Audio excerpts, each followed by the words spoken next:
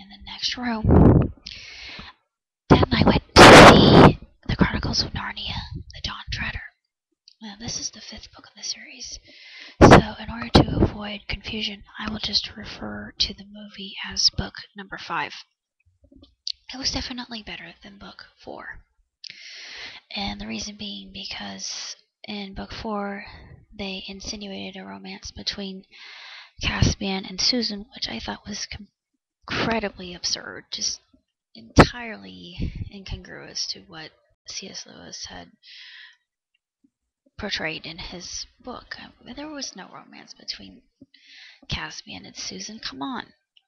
You know, I don't mean to be Aryan about this, but I am a really big fan of C.S. Lewis, and the fact that Hollywood interpreted that in their 4th book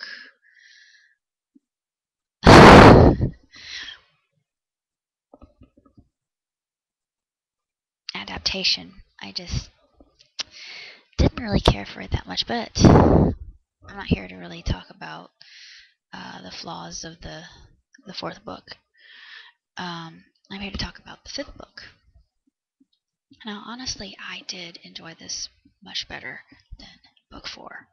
It was far more spectacular than book 4 ever was.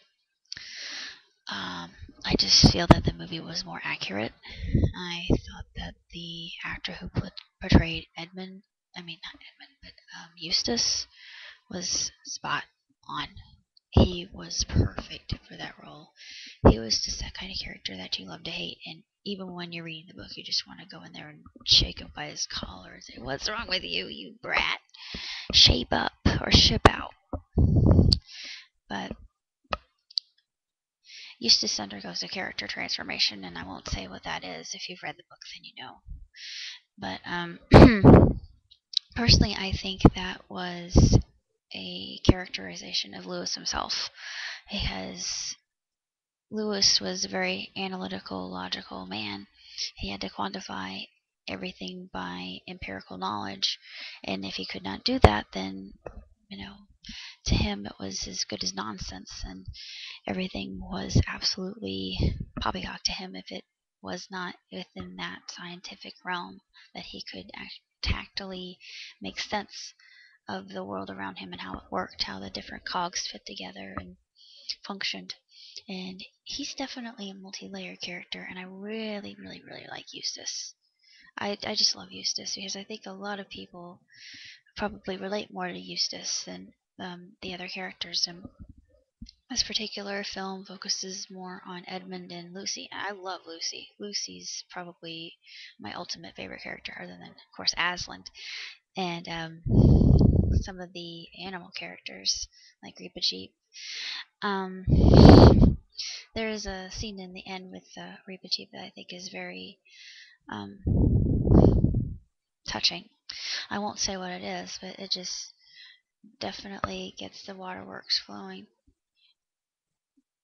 And I recommend bringing a little package of Kleenex with you if you go see this. But as far as the Chronicles of Narnia are concerned, I think this is one of the better portrayals. I really thought that this particular installment was better than the last one. I like whoever was in charge of producing it.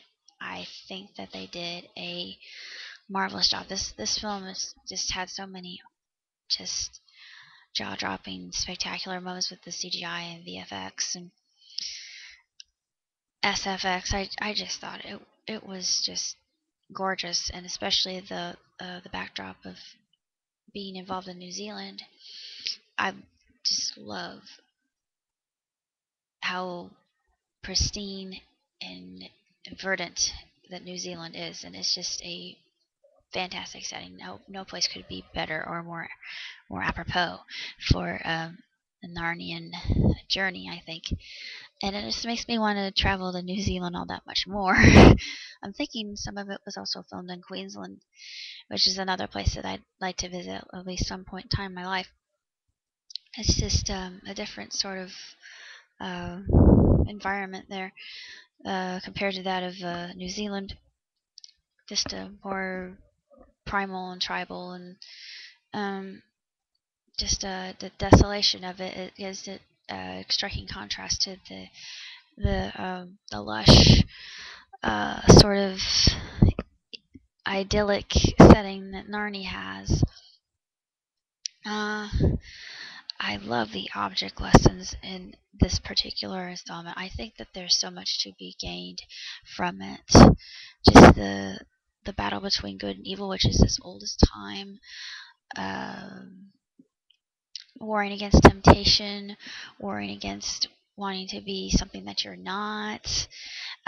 Listening to that still small voice, your conscience, and realizing that your conscience is usually right. Um, Battling with doubt, trying to figure out what faith is all about. Realizing that magic does indeed exist in the world, even though in the real world it may not seem that it does. And also realizing, without sounding too preachy, that God is always watching us, even if we can't see Him or touch Him.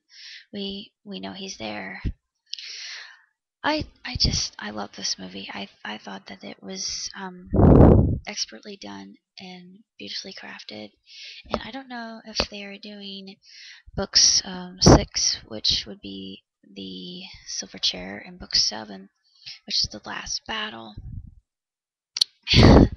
I don't know.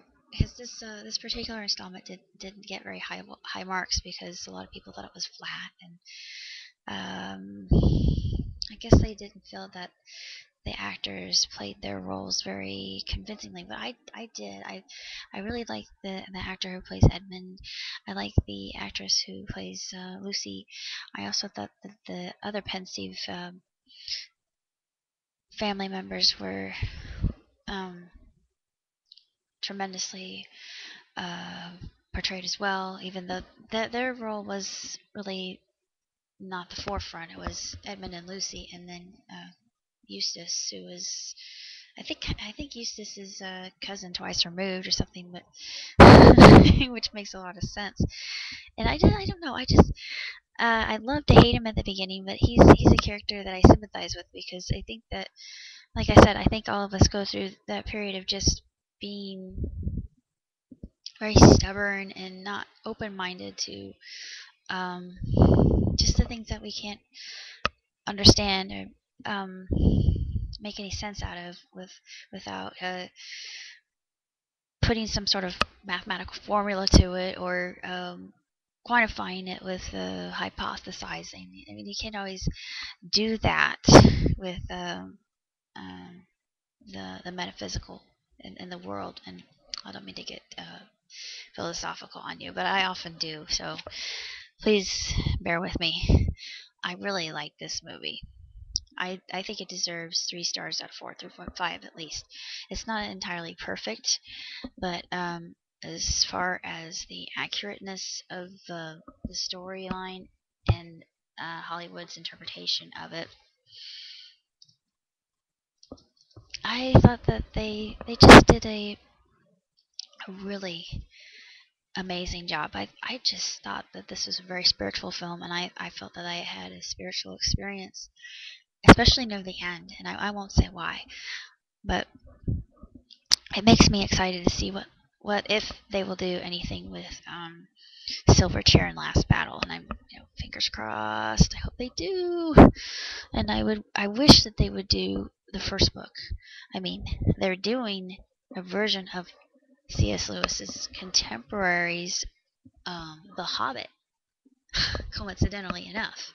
So why can't they do a movie version of the Magician's Nephew? Now I would love to see that, and I think a lot of other fans of Lewis's work would just trip over themselves, giddy with glee, to see a movie version of Magician's Nephew. But the probability of that happening, let me give you a kind of an estimate.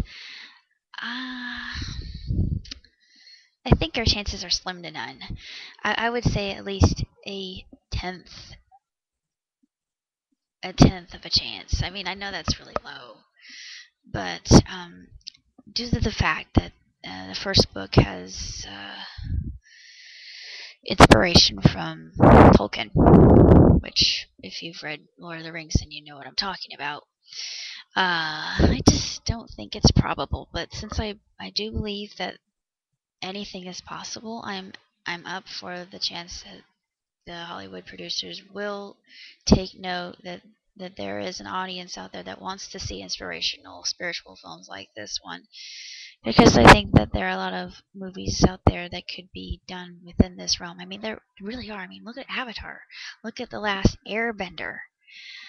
Those movies I thought were extremely profound and just very, very spiritual.